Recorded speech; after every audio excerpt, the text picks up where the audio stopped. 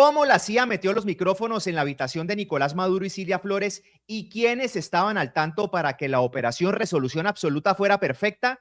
Pero además, ¿hasta dónde está dispuesto a llegar Diosdado Cabello antes de ser capturado? Los detalles los tiene la senadora colombiana María Fernanda Cabal y vino a contarlo todo. Quédate hasta el final porque da los nombres de la falsa oposición en Venezuela. ¿Cómo estás? Soy Armando Gamboa, Gamboa News, desde Colombia. Senadora, bienvenida y los detalles de las chuzadas a Maduro y Cilia Flores, por favor. Claro, eso lo conocí en mi viaje anterior a Washington precisamente por información de muy alto nivel y era la manera como la CIA logró penetrar con una precisión que no lo hacía hace muchos años, desde incluso agosto, septiembre del año pasado, al círculo más cercano de Nicolás Maduro y Cilia Flores. Y en esa cercanía empezaron a buscarse negociaciones.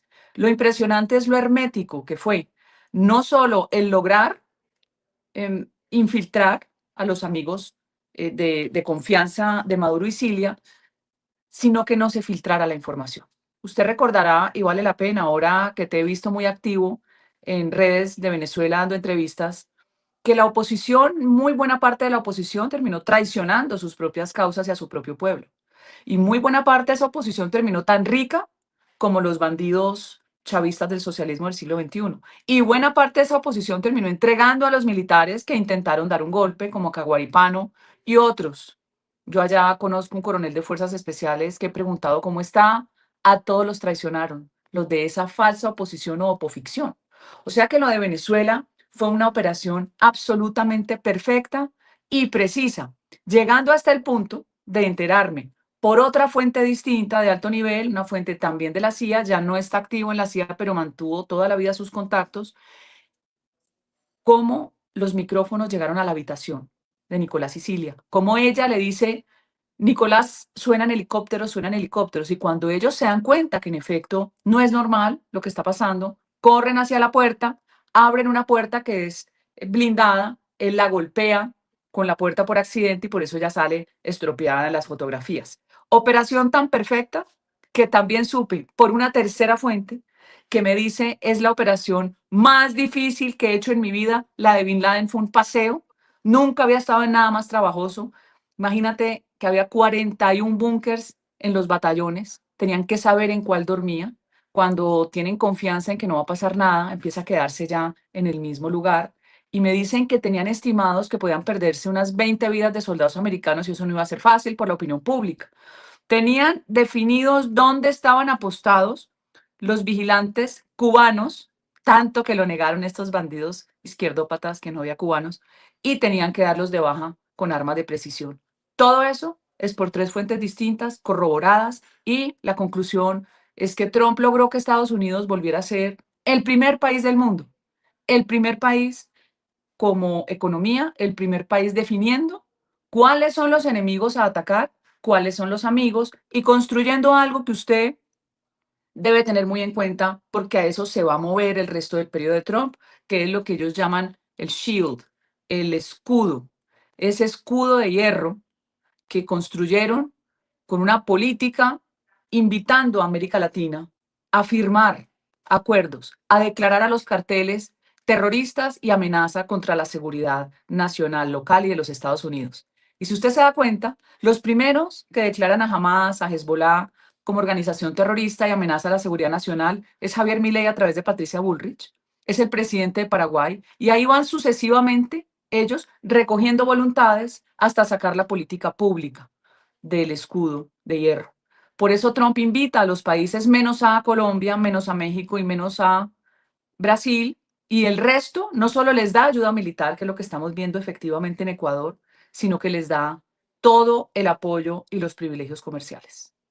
Bueno, yo creo que sin duda este ha sido uno de los grandes objetivos de Donald Trump que empezaron a fraguarse, yo creo que hace un año, bueno, más de un año, en febrero, cuando ya llevaba solo pocos días posesionado. Pero definitivamente esto muestra que para poder colocar micrófonos, para poder entrar a esos búnkers, para determinar en cuál estaba, teniendo presente una tecnología absoluta también que utiliza los Estados Unidos, pues había gente importante de adentro. y eso se ha empezado a filtrar. Hay quienes dicen, fueron los Rodríguez, el Rodrigato, fue Diosdado Cabello, fueron todos juntos. Realmente, dentro de esa información que usted conoce, ¿se sabe quién de todos ellos traicionó a Nicolás Maduro puntualmente? Nombres específicos se especula. Sí se dice que fueron los Rodríguez porque era el círculo de confianza de más alto nivel. Y en ese círculo de confianza una negociación te dice o te vas con ellos extraditado o sirves en la transición. Y cuando ya hay una decisión de ese nivel, ya tu vida y tu libertad es las que están en juego. Sí, la inclinación es más a decir que fue el hermano de Delcy, el primero que entra en contacto, el primero que hace relaciones y con el que se llegan a acuerdos. Ahora, es una jugada maestra como todo lo que hace Trump comercialmente. Es dejar un alfil de ese sistema corrompido que convirtió el narcotráfico, más que el petróleo, que lo era antes, en el motor de la compra de las elecciones y convirtió el Cartel de los Soles en una empresa criminal transnacional donde sus brazos se extienden obviamente a Colombia con los bandidos del ELN que están hoy más en Venezuela que en Colombia, a las FARC y sus múltiples cabezas como la cabeza de Medusa, al Tren de Aragua que es un invento exitoso criminal basado en la expulsión de delincuentes, como lo hicieron en Cuba con los Marielitos, creando un falso desplazamiento y un repoblamiento artificial en todos los países de América Latina, llegando al corazón de los Estados Unidos. Ustedes tienen que pensar que todo esto es una imaginación ingeniosa de destrucción de los sistemas democráticos. El Tren de Aragua no es espontáneo, el Tren de Aragua es implantado. Y todo obedece a una red donde en esas patas usted combina narcotráfico, tráfico de personas, lo que se hacía a través del Darién, minería ilegal, trata de personas, bueno, tráfico de personas y trata de personas con la migración, prostitución, y de ahí va bajando a toda una red de distribución de productos como la coca. Y cuando usted tiene un producto de alta demanda, su red de distribución hace que usted contrate sicariato local. Por eso se extendieron a tal nivel que hoy en Colombia están copando 800 municipios. Y uno dice, ¿pero quiénes son? Los Pachenca, los Peluca, los no sé qué. Todos obedecen a una red de distribución de productos y de crimen que terminan consolidando una empresa criminal que tiene un cerebro. El Tren de Aragua hoy terminó siendo uno de los grupos criminales que distorsionan más domésticamente a los países en las zonas, sobre todo urbanas. Y el Cartel de los Soles, hoy infiltrado por los Estados Unidos, tiene que empezar a erosionarse a través de la estrategia de poner a Delcy en la transición y de empezar a cambiar la conformación del Tribunal Supremo de Justicia y cambiar la conformación del Consejo o Tribunal Nacional Electoral. Cuando usted empieza a relevar los personajes por personalidades aceptadas por la oposición legítima, no por la falsa oposición, usted empieza a oxigenar el sistema. ¿Qué siento que falta ahora? Y se lo digo con franqueza. Falta crearles ya en un copy-paste, no inventarse la rueda, como me la dijo un amigo ahora en Washington, donde el marco legal para poder las empresas exportar a una Venezuela que necesita todo, no tienen comida, no tienen zapatos, no tienen ni gasolina, porque su petróleo es muy pesado y lo tienen que exportar.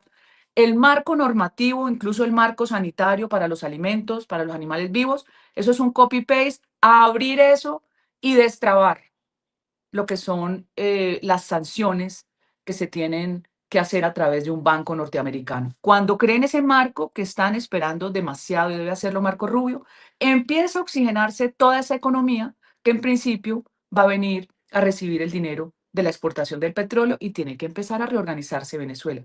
Elecciones, no lo sabemos, si en un año, si en 2 años, por lo pronto, ya entraron en el corazón del cartel, ya hay enemigos adentro disputándose zonas de poder y Diosdado, según me dicen, es el que nunca se va a entregar, que prefiere morirse antes que lo extradite.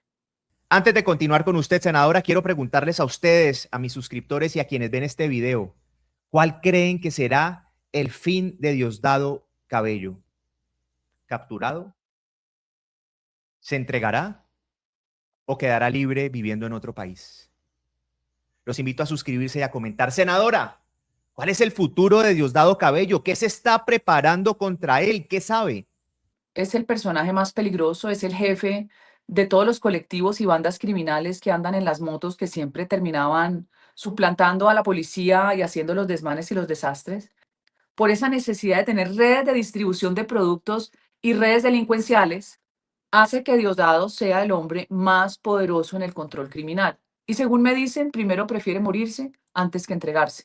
Y según entiendo, sí es un objetivo, que no sé si lo están negociando, no sé si van por él, pero es la persona que más obstaculiza en este momento un tránsito como lo era Vladimir Padrino López. Claro, una piedra en el zapato, se le nota y seguramente los Rodríguez quieren quedarse con absolutamente todo el manejo, que usted bien lo dijo ahora, eso es liderado por Jorge Rodríguez, quien realmente es quien toma las decisiones en este interinato, por decirlo así. Usted me dijo dos cosas que me gustaría devolverme un poquito sobre la verdadera oposición y la falsa oposición. ¿Quién es la falsa oposición y quién es la verdadera oposición en Venezuela? Pues la falsa oposición es los que jugaron con la necesidad de la gente y terminaron negociando con el sistema. Falsa oposición es Capriles. Capriles nos ilusionó tanto en el 2013, creo 2014, una campaña magnífica, terminó subsumido por el sistema. Leopoldo López, con todos sus aliados y sus amigos y con su mujer que se recorrían el mundo y terminaron viviendo en el barrio más costoso de Madrid, que es La Moraleja, muy cuestionados en su apoyo a Guaidó, también Juan Guaidó terminó viviendo como millonario en la Florida. ¿De dónde sacaron el dinero? ¿De monómeros? A mí me informan que desfalcaron monómeros en la época del gobierno de Iván Duque. Se le dio todo a Guaidó. Guaidó es de Voluntad Popular, del mismo partido de Leopoldo López. Y ahí tienen un montón de alfiles, incluso unos muy ricos también con ese desfalco, que se encargan de financiar campañas electorales, que también han estado en Colombia. Entonces esa falsa oposición ha jugado a la doble con su propio pueblo hambriento, con el deseo de la gente, sacaban a la gente a marchar y terminaban ellos capitalizando las negociaciones, ¿sí? Yo, con todo el respeto a las diferencias que hay internas, le tengo afecto a María Corina Machado. Sé que se la ha criticado porque en su círculo hay personas que muchos no quieren, pero no se le puede negar a ella la capacidad de resistir, su voluntad férrea de lucha y siempre estar inamovible y no haberse ido nunca de Venezuela a pesar de estar en riesgo su vida. El Nobel me parece que marca también un reconocimiento internacional de unos países completamente corrompidos y miopes, así como apoyaron toda la vida la dictadura de los Castro, apoyando la dictadura. Pues, lo ha hecho el régimen de Sánchez en España. Los demócratas completamente laxos con ponerle límites a Maduro. En general, los europeos, no aterrados porque se llevaron a Maduro, que era un presidente electo. ¿Electo con quién? ¿Con el fusil? ¿Con los muertos? ¿Con los presos políticos que se mueren bajo tierra, en la tumba, que es esa cárcel a donde llevaron muchos años a un muchacho amigo mío que fue Juan Manuel Santos el que lo entregó al régimen? Un cobardazo como Santos, que es el que nos tiene hoy aquí con el país deshecho y con 300.000 hectáreas de coca, con, con mi amigo Lorenz Saleh. Yo lo recuerdo muy bien, eso lo viví yo. Entonces, conclusión, esa falsa oposición se fue a visitar y a tomarse fotos con María Corina Machado allá en Noruega, en Oslo. Pero esa falsa oposición es lo mismo que existió en la Segunda Guerra Mundial. ¿Usted se acuerda cuando Francia se entrega a los nazis?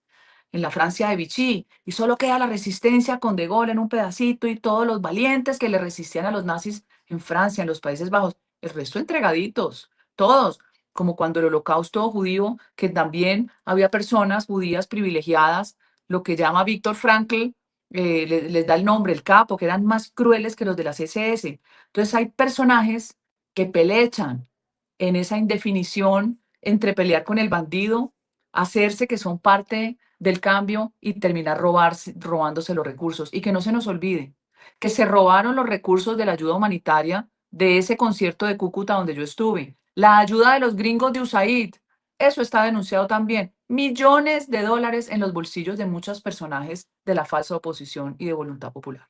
Senadora, muchísimas gracias por estos detalles. Los invito a ustedes a que participen, a que me den su opinión. ¿Qué opinan sobre estas revelaciones que acaba de hacer la congresista colombiana María Fernanda Cabal? Soy Armando Gamboa, Gamboa News desde Colombia, y los invito a seguir conectados, a suscribirse al canal y a hacerse miembros para que vean todo el contenido exclusivo que tengo para ustedes.